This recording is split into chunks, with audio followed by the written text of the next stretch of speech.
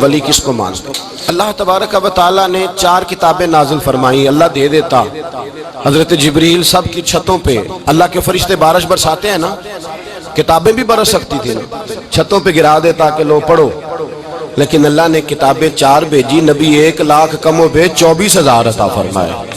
فرمایا کتاب پڑھنی ہے پر جب جلوہ دیکھنا ہے تو میرے مصطفیٰ کا دیکھنا ہے، حضور کے نور کی روشنی میں تم نے قرآن مجید کو پڑھنا ہے۔ وہ بھائی سمجھ نہیں ہے، میں آج تک سمجھ نہیں آئی، آج تک، کہ گاڑی کا پتہ ہے کہ اس کی ہینڈ بریک کہاں ہے، اس کا کلچ کدھر ہے، اس کی فلاں چیز کدھر ہے، پھر بھی ایک استاد پیسے بھی لیتا ہے، 15 دن ساتھ بھی بٹھاتا ہے، پھر طریقہ سکھاتا ہے۔ جب ایک چھوٹا سا کام بغیر استاد کے نہیں آتا تو دین بغیر استاد کے آ جائے گا؟ اور دین کے مسئلے باریک ہیں، یاد رکھیں، شیطان حملے کرتا ہے، باریک بات ہے۔ تکبر والا جنت میں نہیں جائے گا، ریاکاری والے کی عبادت قبول نہیں ہوگی، حسد والے کے اعمال ضائع ہو جائے، جھوٹ بولنے والے کو حضور نے فرمایا میں اسے مومن ہی نہیں مانتا۔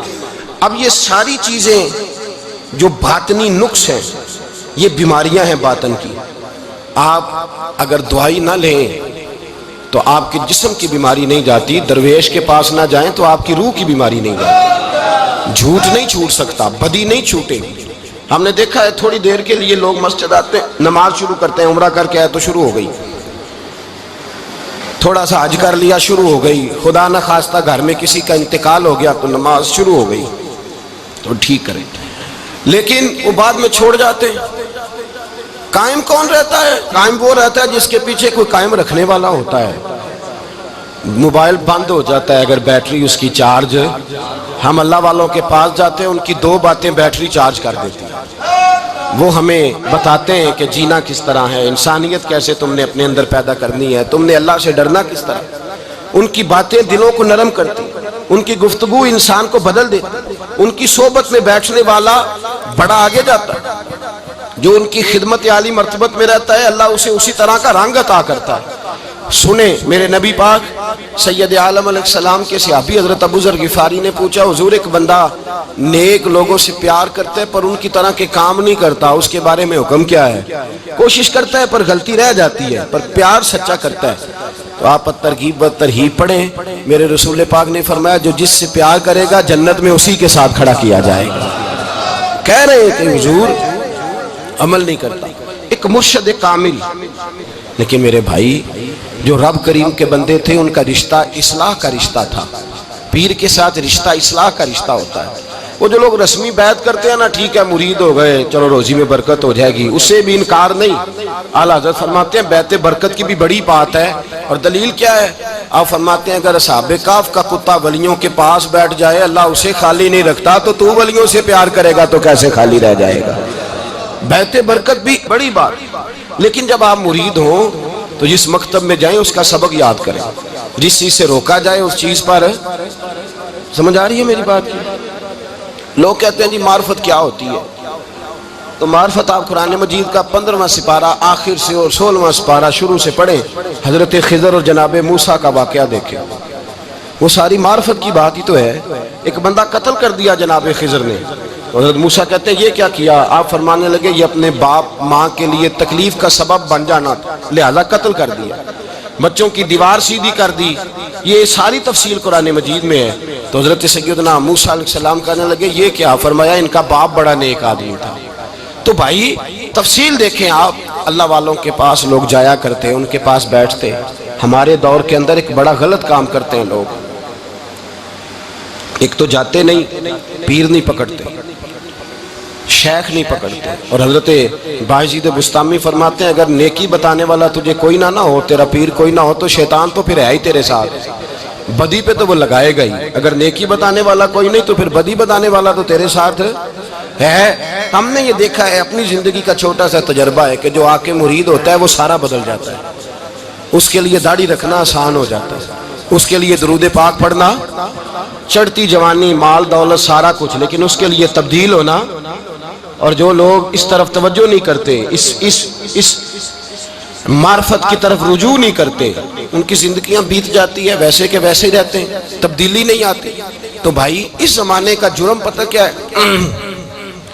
ایک تو لوگ اللہ والوں کے پاس جاتے نہیں، یہ بڑی زیادتی اپنے ساتھ کرتے، اور دوسرا دشمنی کرنے لگے ہیں معاذ اللہ، دشمنی کرتے کہتے جی وہ صوفیاء نے تباہی کر دی معاذ اللہ، بابوں نے تو دین بگاڑ دیا، یہ دشمنی کرتے۔ ابن ماجہ سیاستہ کی کتاب ہے، حضرت عمر کہتے ہیں میں حضور کے روضے پہ گیا تو جناب معاذ بن جبل حضور کے روضے پہ بیٹھے رو رہے تھے، تو میں نے کہا معاذ کیوں رو رہے ہو؟ کہنے لگے نبی پاک کی ایک بات نے رلا دیا۔ میں نے کہا کیا ہوا؟ تو کہنے لگے رسول پاک نے فرمایا ہے دو باتیں اتنی سخت کر دی ہیں کہ میں ڈر رہا ہوں کہیں مجھ سے یہ غلطی ہو نہ جائے۔ کہا وہ کیا؟ فرمایا کہ نبی پاک نے فرمایا چھوٹی سی ریاکاری بھی شرک ہے، چھوٹا سا دکھاوا بھی، اگرچہ شرک اصغر ہے پر چھوٹی سی ریاکاری بھی شرک ہے۔ اور دوسرا حضور نے فرمایا رب فرماتا ہے جس نے میرے ولی سے دشمنی کی میرا اس کے خلاف اعلان جنگ ہے، میرا اس کے خلاف اعلان۔ دو جرم ایسے ہیں جن کے بارے میں اللہ نے فرمایا میں تم سے جنگ کروں گا، ایک فرمایا اگر تم سود نہیں چھوڑو گے تو جنگ کروں گا، ایک فرمایا میرے ولی سے دشمنی کرو گے تو میں تمہارے ساتھ، بولیے میں تمہارے ساتھ جنگ کروں گا، اگر تم نہیں چھوڑو گے تو میں جنگ کروں گا۔ تو میرے بھائی سمجھ لیں اولیاء اللہ کے پاس نہیں جاتے تو کم از کم دور رہ کے پیار تو کریں، دور رہ کے پیار تو کریں، پیار تو کریں اس کے ساتھ۔ اور اللہ کے ولیوں کی دشمنی بڑی خطرناک ہوتی ہے۔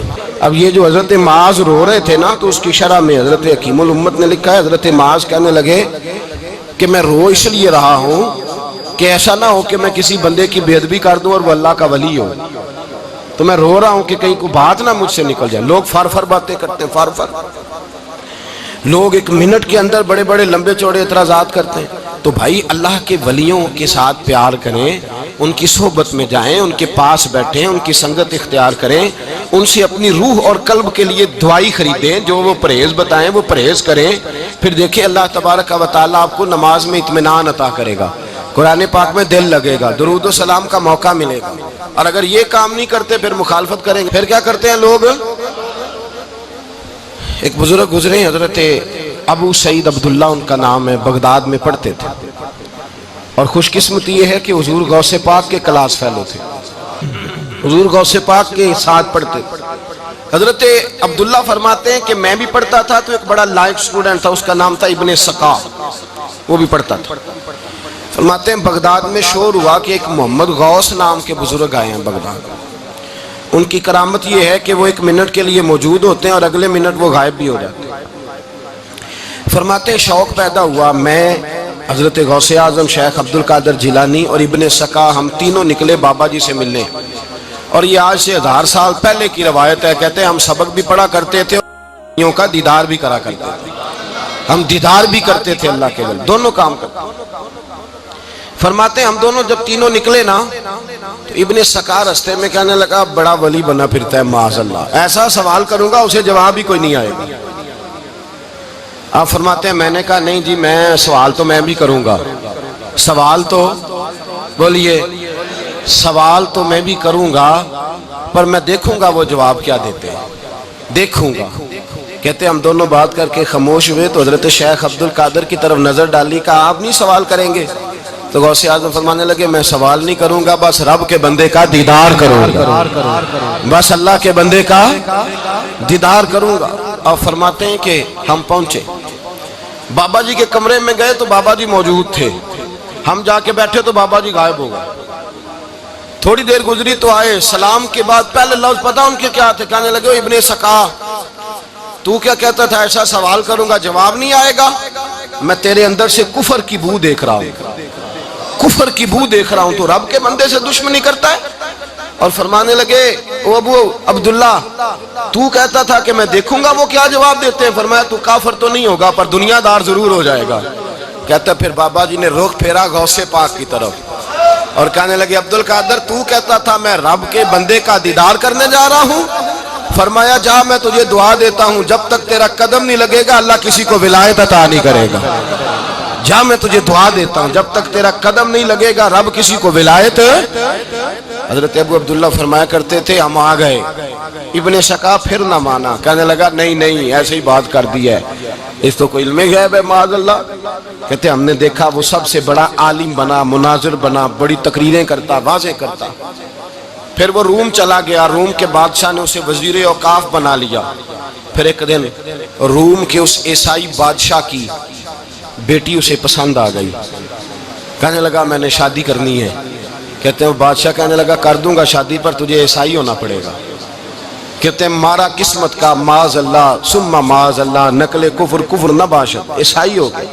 آپ فرماتے ہیں مجھے بھی ایک بادشاہ نے بلا لیا، اس نے مجھے بھی ایک عہدہ دے دیا، میری بھی دنیا میرے کانوں تک آ گئی، بڑی جان چھڑاتا ہوں دولت سے، مال سے، شہرت سے، پر میری چھوٹتی نہیں۔ آپ فرماتے ہیں ہوش اس دن آئی جس دن بغداد کے منبر پر بیٹھ کر اور 70,000 کے مجمع میں کھڑے ہو کے غوث اعظم نے فرمایا آؤ بھائی، جس نے ولایت لینی ہے عبد القادر کے پاس آؤ، میں قدم رکھتا جاؤں گا، اللہ ولایت عطا کرتا چلا جائے گا، آؤ میرے پاس میں ولایت دیتا ہوں۔ ہر مشکل دی کنجی یارو ہاتھ مرداں دے آئی، تے مرد نظر کرے جس ویلے مشکل رہے نہ کائی۔ لوگ دشمنی کرتے ہیں، اللہ والوں سے اللہ ملتا ہے، اللہ کے بندوں سے معرفت کا حسن ملتا ہے، اللہ کے بندے بیعت اپنی کرتے ہیں، جھکاتے اللہ کی بارگاہ۔ اللہ تبارک و تعالیٰ کے بندوں کے پاس بیٹھنے سے رسول اللہ کا پیار ملتا ہے، اللہ کے بندوں کی صحبت حضور کے دروازے تک لے جاتی ہے، رب کریم کے بندوں کی صحبت عاجزی سکھاتی ہے، اللہ کے بندوں کے پاس بیٹھنے والے اللہ اللہ کرنے لگتے ہیں، رب کریم کے بندوں کے پاس بیٹھنے والوں کو سجدے کا نور حاصل ہوتا ہے۔ اور میرے بھائی اگر تو نے کسی کے ہاتھ میں ہاتھ دیا ہو تو ملے گا کیا؟ ملے گا کیا؟ خواجہ نظام الدین محبوب الہی رحمت اللہ علیہ کھڑے تھے تو ایک آدمی حلوائی کی دکان پہ کچھ چیز لینے آیا، کوئی درویش سادہ سا آدمی چھوٹی سی مسجد سے نکلا، حلوائی سے کہا دے دے، حلوائی کہا چل دوڑ جا، تو روز آگے کھڑا ہو جاتا ہے، جب سارے آتے ہیں تب آیا کر، غریب گاہک نا، تو حلوائی نے جھڑک دیا، اس درویش کو جوش آ گیا، کہنے لگا میرے ساتھ بدتمیزی نہ کرنا ورنہ میں تیری دکان الٹ کے رکھ دوں گا، میں تیری دکان الٹ دوں گا۔ کہنے چل دوڑ جا، بڑے دیکھے ہیں تیری طرح کے دکان الٹنے والے۔ حضرت نظام الدین محبوب الہی گزر رہے تھے، حلوائی کی نظر پڑی تو دوڑ کے دست بوسی کرنے آیا، کہنے لگا حضور السلام علیکم۔ آپ فرمانے لگے اس کے ساتھ بد اخلاقی نہ کر، تیری دکان واقعی الٹ جائے گی۔ کہا حضور کس طرح؟ یہ تو ایسے ہی سادہ سا ہے۔ آپ فرمانے لگے یہ بھی سادہ ہے، اس کا پیر بھی اسی طرح کا ہے، پر دادا پیر بڑا باکمال ہے، وہ جس کے ہاتھ میں اس کا ہاتھ ہے وہ بڑا باکمال ہے۔ فرمایا وہ تیار کھڑا ہے، وہ کہتا ہے چلو نالائق ہوا تو کیا ہوا، بچہ تو ہمارا ہی ہے نا، کہہ دے گا تو الٹ دیں گے، بچہ تو ہمارا ہی ہے نا، مجھے دشمنوں نہ چھیڑو، میرا ہے کوئی جہاں میں ابھی پکار لوں گا، نہیں دور ہے مدینہ۔ یہاں کوئی لاوارث لوگ بستے ہیں، خدا کے فضل سے ہم پر ہے سایہ غوث اعظم کا، ہمیں دونوں جہاں میں ہے سہارا غوث اعظم کا، خدا دے گا منادی حشر میں یہ قادریوں کو، کہاں ہے قادری کر لے نظارہ غوث اعظم کا۔ اور اس سے مراد ہر پیار کرنے والا ہے، صرف سلسلے میں آنے والا نہیں، ہر پیار کرنے والا قادر۔ بھائی سمجھ لیں، یاد رکھیں، اس بات کو پرکھیں، اللہ والوں کی صحبت تو انسان کو کمال کر دیتی ہے، وہ تو نواز دیتی ہے، وہ تو نورن۔ ایک بات اور ہے، کچھ لوگ کہتے ہیں کتنی فرما برداری کرنی چاہیے پیر کی؟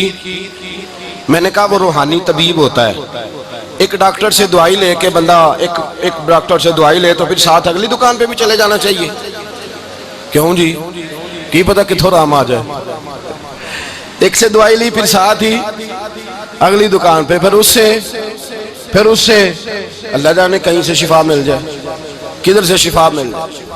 اور بھئی ایسے نہیں ہوتا، دوائی تو ایک حکیم سے کھائے گا، ایک ڈاکٹر کی کھائے گا، جو پرہیز بتائے گا وہ پرہیز، اگر طبیعت ٹھیک نہیں ہوگی تو دوبارہ جائے گا، وہ کہے گا میں نے تیری دوائی بھی بدل دیا، تیری پرہیز بھی بدل دی، اور ایک وقت آئے گا کہ انشاءاللہ شفا۔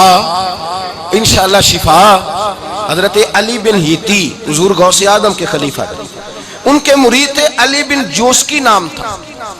حضرت غوث اعظم رضی اللہ تعالیٰ عنہ اپنے خلیفے سے ملنے آئے تو آگے سے ان کے بھی اپنے مرید کو کہا کہ چل پیر صاحب کے قدم دبا۔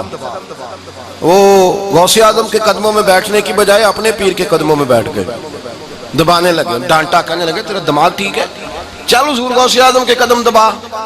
وہ پھر اٹھے، گھوم کے پھر ان کے پیروں میں بیٹھ گئے، تو حضرت علی بن ہیتی نے جلال کیا، فرمانے لگے تجھے خیال نہیں آتا میں تو اب تجھے غوث پاک کے سپرد کرنے والا ہوں، تیری زیادہ تکمیل ہو جائے۔ جب یہ بات کہی تو حضرت علی بن جوس کی رو پڑے، چیخے مار کے روئے، وہ روئے تو غوث پاک بھی روئے، اور فرمانے لگے علی بن ہیتی اسے مجھے نہ دے، یہ جس پستان سے دودھ پینے کا عادی ہو گیا اب اسے کسی اور جگہ مزہ نہیں آئے گا، اسے یہیں رہنے، یہیں رہنے دیں. بڑا اعتراض ہے لوگوں کو بہشتی دروازے پر. بہشتی دروازہ کہتے ہیں جنت اتنی اونچی تھی نیچے کیسے آ گئی؟ میں نے کہا تم نے پڑھا نہیں نا قرآن و حدیث. جنت بڑی اونچی تھی پر میرے نبی نے فرمایا میں نے ماں کے قدموں کے نیچے لا کے رکھ دیا.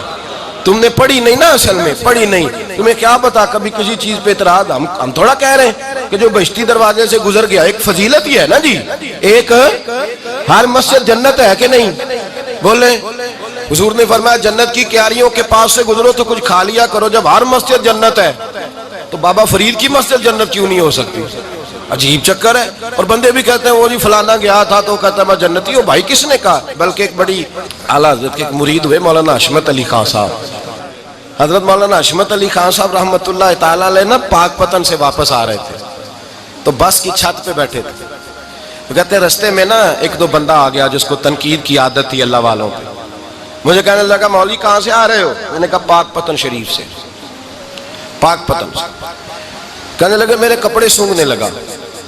کہنے لگا بہشتی دروازہ گزرے ہو؟ میں نے کہا گزرا ہوں. تو کہنے لگا پھر جنت کی خوشبو نہیں آ رہی؟ نبی پاک نے تو فرمایا تھا کہ 500 سال جنتی دور ہوگا تو اس کی خوشبو آئے گی، تم سے نہیں آ رہی. مولانا بڑے حاضر دماغ تھے. کہنے لگے ایک حدیث پڑھی ہے ذرا دوسری بھی پڑھ لینی تھی. نبی پاک نے فرمایا جہنمی کو جنت کی خوشبو کوئی نہیں آئے گی. ایک ہی پڑھی ہے تو نے، اگلی بھی پڑھ لینی تھی. کہتے ہیں وہ بندہ کہنے لگا روکو بس مجھے نیچے اتار دو. یہ تو کوئی تگڑا بندہ ہی جواب دینے والا آ گیا. ایک ہی پڑھی ہے حدیث تو نے، سے اگلی نہیں پڑھی. شیخ کی خدمت، شیخ کی خدمت نواز دیتی ہے. اور پھر ایک اور بات، میرے حضرت صاحب تو حد کرتے ہیں. ایک جملے میں سمو دیتے ہیں سمندر.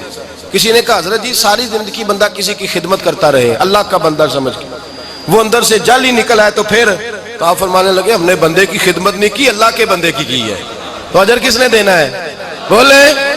اول تو ایسا ہوتا نہیں، اول تو ایسا طلب پیدا کریں. آج لوگوں میں طلب نہیں. کہتے ہیں بڑیاں جگہ تے گیا ملیا کچھ نہیں. میں کہتے رہتے طلب نہیں پائی. طلب ہو تو کھانے کا مزہ. اعلیٰ حضرت فاضل بریلوی کا پیر خانہ مارہرہ شریف، وہاں کے ایک بزرگ تھے آل محمد ان کا نام تھا. ان کے پاس ایک بندہ آ گیا پڑھا لکھا بڑا سیانہ. کہنے لگا بابا میں نے بڑی خانقاہیں بڑے آستانے دیکھے پیر کوئی نہیں ملا. آپ مسکرائے. آپ فرمانے لگے تیری نیت ہی نہیں تھی پیر پکڑنے کی، ارادہ ہی کوئی نہیں تیرا پروگرام نہیں تھا. ورنہ تو بڑے بڑے کامل لوگ ہیں، تیرے اندر طلب ہی نہیں. اندر کچھ شے خالی ہوگی تو کوئی معرفت کا نور آئے گا. تو خود بھرا ہوا ہے. کہنے لگا جی بڑی طلب ہے. آپ فرمانے لگے تجھے کہا ہے نا کوئی نہیں. کہنے لگا حضور ہے. آپ فرمانے لگے چلو رات سو جاؤ خانقاہ پہ سویرے بات کرے گا. مرید کو کہنے لگے اسے 5 کلو مچھلی دو اچھی بنا کے. مریدوں نے مچھلی دے دی، پانی کوئی نہیں دیا. ساری رات تڑپتا رہا اور باہر سے کنڈی بھی لگا دی. سویرے حضرت آل احمد آئے، دروازہ کھولا، قدموں پہ گرا. کہنے لگا حضرت جی پانی، حضرت جی پانی پانی پانی. آپ فرمانے لگے سلام تو لے لے پہلے. کہنے لگا نہیں حضور پانی پانی. آپ فرمانے لگے بتا مچھلی کہے گا حضور پہلے پانی پہلے پانی. حضرت نے ایک جملہ کہا رب کے بندوں کی ایک بات کمال کر دیتی ہے. فرمایا پتہ چلا طلب کیا ہوتی ہے؟ پتہ چلا طلب کیا ہوتی ہے؟ کہنے لگا سونے لگ پتہ گیا ہے کیا ہوتی ہے، لگ پتہ گیا ہے. آپ نے پانی بھی پلایا، مرید بھی کیا، اور جب سینے سے لگایا تو فرمایا جا تو نے طلب پیدا کی تھی، میں نے رب کے فضل سے تجھے فیض دیا ہے. کہتے وہاں بیٹھے بیٹھے کالے رنگ کا تھا، اللہ نے گورا رنگ بنا دیا. نورانیت چھلکنے لگی وہاں بیٹھے بیٹھے ہی کمال.